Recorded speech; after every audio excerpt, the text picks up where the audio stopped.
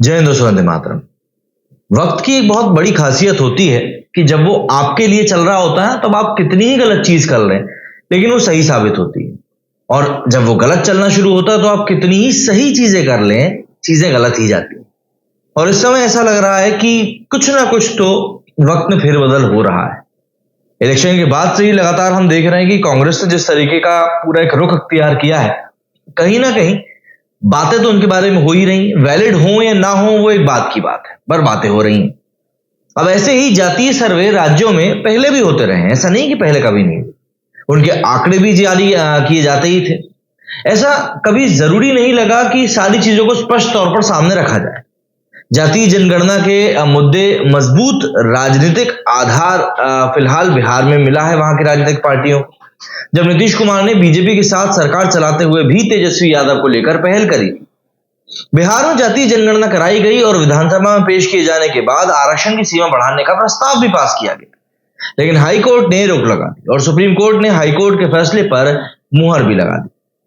अब नीतीश कुमार कह रहे हैं कि वो प्रधानमंत्री नरेंद्र मोदी से बिहार के प्रस्ताव को 9वीं अनुसूची में शामिल करने की गुजारिश कर चुके हैं। अगर आपको ये सब बातें समझ में नहीं आ रही हैं तो जरा रुकिए, क्योंकि इस बार बहुत ज्यादा उथल पुथल मची हुई है। दरअसल संसद में राहुल गांधी के जातीय जनगणना के जिक्र के बाद से तो ताजा बहस शुरू हो चुकी है। वो कोई नया मामला नहीं है जिस बहस के बारे में हम लोग बात करने वाले हैं। 2023 में संसद के विशेष सत्र में महिला बिल पेश किए जाते वक्त राहुल गांधी ने ओबीसी आरक्षण की मांग उठाई और उसके बाद सोशल मीडिया के जरिए जातीय जनगणना की मांग करने लगे थे लोग। बाद में कांग्रेस की कार्यकारिणी में इसे लेकर एक प्रस्ताव पारित किया गया था। इसके बाद विधानसभा चुनाव के दौरान वो सत्ता में आने पर जातीय जनगणना का वादा भी करते दिखे थे। विधानसभा चुनाव में राहुल गांधी के चुनावी मुद्दे का कोई असर नहीं दिखा, लेकिन लोकसभा चुनाव में विपक्ष को जबरदस्त फायदा हुआ और अब उसे आगे भी भुनाने की तैयारी ये लोग कर चुके हैं।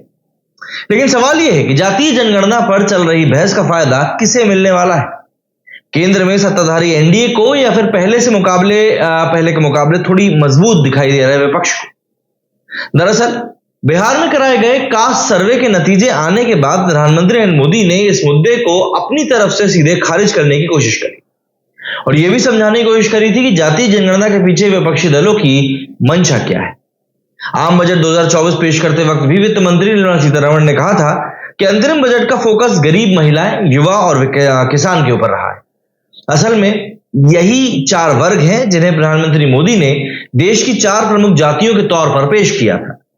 लेकिन अब जातिगत जनगणना पर जो बहस आगे बढ़ रही है वो सिर्फ और सिर्फ राजनीतिक लड़ाई दिखाई पड़ रही है और कुछ भी नहीं, जिसमें विपक्ष की तरफ से बीजेपी को शह देने की कोशिश की जा रही है। और संसद में अनुराग ठाकुर के रिएक्शन ने तो ऐसा लगता है कि शायद बीजेपी के लिए ही मुश्किलें बढ़ा दी। दरअसल वाकई में ये सवाल उठता है कि क्या किसी ने किसी की जाति पूछी थी? क्योंकि सोशल मीडिया पर जो बहस चल रही है उसमें पूछा जा रहा है कि क्या संसद में वही बात हुई थी? सोशल मीडिया पर जाति के नाम पर सवाल हो रहा है। समाजवादी पार्टी के नेता अखिलेश यादव का एक पुराना वीडियो भी फिर से चल पड़ा है, जिसमें वो एक पत्रकार से सरनेम बताकर जाति की तरफ इशारा कर रहे हैं। कुछ ऐसा ही राहुल गांधी के साथ भी हो रहा है, जो संसद में राहुल गांधी ने अपने प्रचार प्रसार के समय पर एक व्यक्ति से उसकी जात पूछी। राहुल गांधी की तरफ से खड़े होकर अखिलेश यादव ने संसद में सवाल भी किया था कि आप किसी की जाति कैसे पूछ सकते हैं।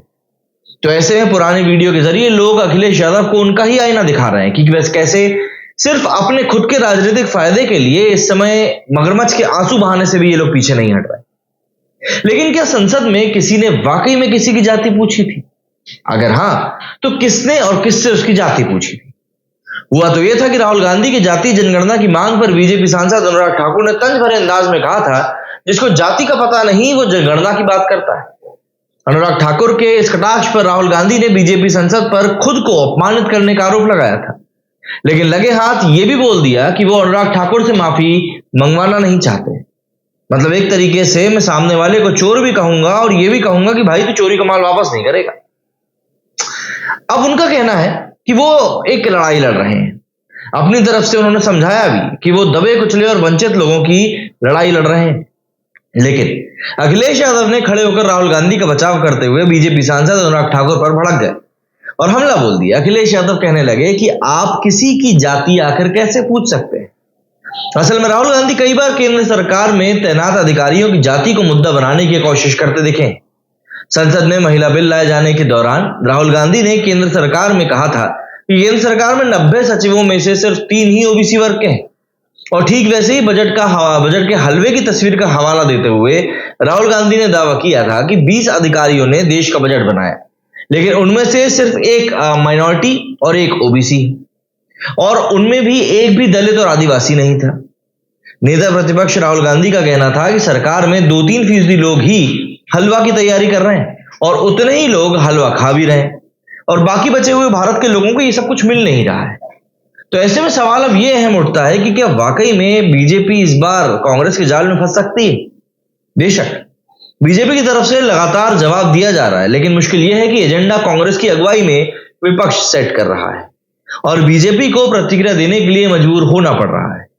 कुल मिलाकर यही कहा जा सकता है कि यह पूरा का पूरा नैरेटिव बीजेपी की राजनीति के फिलहाल तो खिलाफ जा रहा है। ऐसा लग रहा है कि फ्रंट फुट पर फिलहाल कांग्रेस खेल रही है। लेकिन सवाल यह है कि आखिर बीजेपी क्यों कांग्रेस के जातीय विमर्श जंजाल में फंसती जा रही है? बीजेपी की मातृ संस्था राष्ट्रीय स्वयंसेवक संघ तो हमेशा ही ऐसी चीजों के खिलाफ रहा है। कहां संघ हिंदुओं के बीच एक कुआं, एक शमशान और एक मंदिर की मुहिम चलाता है, और कहां बीजेपी नेता बिना मतलब जातीय जनगणना की बहस में उलझे जा रहे हैं। ये बहस भी तो 2015 के बिहार चुनाव में मुद्दा बने डीएनए जैसे मामले में ही लगती है। नतीजा क्या हुआ सबको पता है, लेकिन बीजेपी संभलने के बजाय विपक्षी रणनीति में फिलहाल फंसती दिखाई दे रही।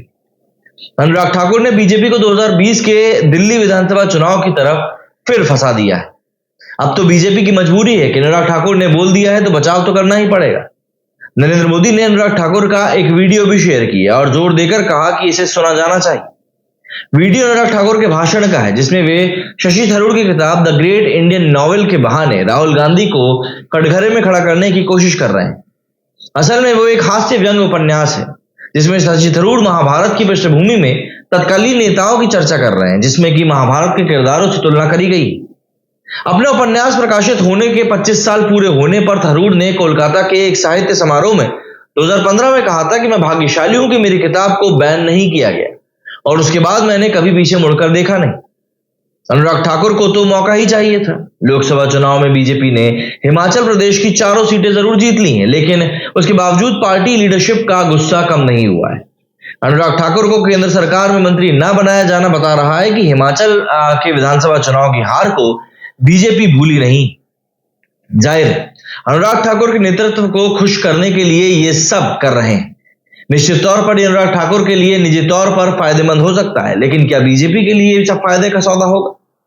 2020 में दिल्ली विधानसभा चुनाव हारने के बाद एक इंटरव्यू में बीजेपी नेता अमित शाह ने भी माना था कि अनुराग जैसे नेताओं के भाषणों को विपक्ष ने मुद्दा बना दी, जो बीजेपी के खिलाफ गया। तब अनुराग ठाकुर का एक नारा काफी चर्चित हुआ था, देश के गद्दारों को गोली मारो। सब जानते हैं आप क्या कुछ कहा गया था। क्या बीजेपी नेतृत्व को नहीं लगता कि अनुराग ठाकुर ने निजी स्वार्थ में दिल्ली चुनाव वाली गलती दोहरा दी? भले ही अनुराग ठाकुर ने संसद में राहुल गांधी का नाम ना लिया हो, लेकिन कुछ तो हुआ है। अब सवाल उठता है कि क्या कांग्रेस अपने मिशन में सफल हो रही है? देखिए, जम्मू कश्मीर के चुनावी मुद्दे अलग करके देखें तो इसी साल महाराष्ट्र, हरियाणा और झारखंड में विधानसभा के चुनाव होने वाले हैं, जिन्हें हर हाल में जीतना बीजेपी के लिए इस बार इज्जत की बात है, ताकि वो लोकसभा चुनाव के प्रदर्शन की भरपाई कर सके। और उसके साथ ही उत्तर प्रदेश की 10 विधानसभा सीटों पर उपचुनाव भी होने जा रहे हैं।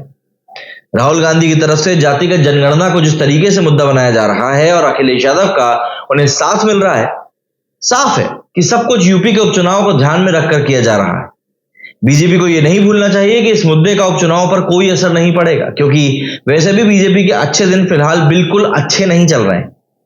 ट्रेन दुर्घटनाओं सहित तमाम ऐसी चीजें हो रही हैं जो बीजेपी के खिलाफ जाती हैं, और बड़े आराम से बीजेपी के विरोधियों को इससे फायदा मिल सकता है।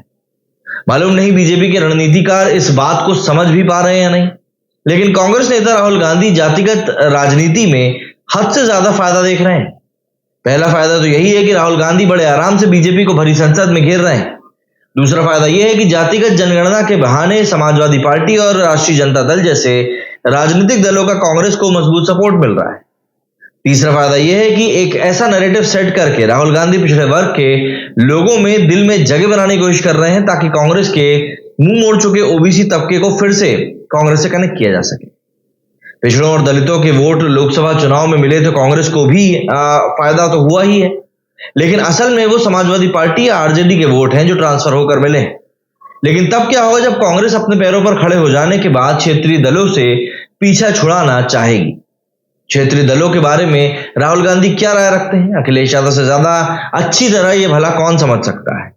अभी तो मजबूरी का गठबंधन है, कांग्रेस और समाजवादी पार्टी दोनों को एक दूसरे की अच्छी खासी जरूरत है, तो इसीलिए एक दूसरे का हाथ थाम कर बीजेपी से मुकाबला कर रहे हैं।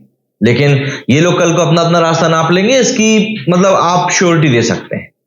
अगर बीजेपी भी वक्त रहते कांग्रेस के नेतृत्व वाली इंडिया ब्लॉक के नेताओं की चाल समझ ले, तभी इस बात को सही तरीके से प्रोजेक्ट करना पॉसिबल है। बीजेपी के लिए कांग्रेस की हालत से बड़ा सबक भला और क्या हो सकता है। बीजेपी के पक्ष में बस एक ही चीज है कि बिहार में जातिगत जनगणना कराने वाले मुख्यमंत्री नीतीश कुमार अभी बीजेपी के साथ है, लेकिन क्या वो बीजेपी को जातिगत राजनीति में फंसाने से बचा सकते हैं? मुश्किल तो यह है कि नीतीश कुमार ने जातिगत जनगणना बीजेपी विरोधी खेमे के साथ होकर ही कराई थी, तो ऑब्वियस सी बात है यहां पर समस्या तो थोड़ी बहुत होगी। क्या लगता है आपको, क्या वाकई में बीजेपी इस पूरे चक्रव्यूह में फंसेगी? बताइएगा जरूर। मेरी इस वीडियो फिलहाल उतना ही। जय हिंद, जय भारत।